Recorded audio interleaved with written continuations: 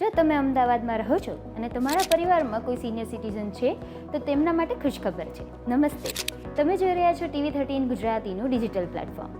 અમદાવાદમાં 65 વર્ષની ઉપરના વયના નાગરિકો માટે એક ખાસ જાહેરાત છે. અમદાવાદ મ્યુનિસિપલ કોર્પોરેશન એટલે કે AMCએ 65 વર્ષ અને તેથી વધુની ઉંમરના લોકો અને દિવ્યાંગો માટે BRTS તથા AMTSમાં મફત મુસાફરીની વ્યવસ્થા કરી છે. હવે BRTS અને AMTS બસોમાં મફતમાં મુસાફરી થશે, પરંતુ આ સેવાઓનો લાભ લેવા માટે અમુક શરતો રાખવામાં આવી છે, જે અનુસાર તમે અમદાવાદ મ્યુનિસિપલ કોર્પોરેશનની હદમાં રહેતા હોવા જોઈએ. આ સેવાનું કાર્ડ મેળવવા માટે તમારી પાસે નીચેના દસ્તાવેજો પણ હોવા જરૂરી છે. આ દસ્તાવેજોમાં આધાર કાર્ડ, પાન કાર્ડ અથવા તો સ્કૂલ લિવિંગ સર્ટિફિકેટ, સાથે સાથે AMCની ચાલુ વર્ષની ટેક્સ રસીદ અથવા તો બિલ હોવું જરૂરી છે.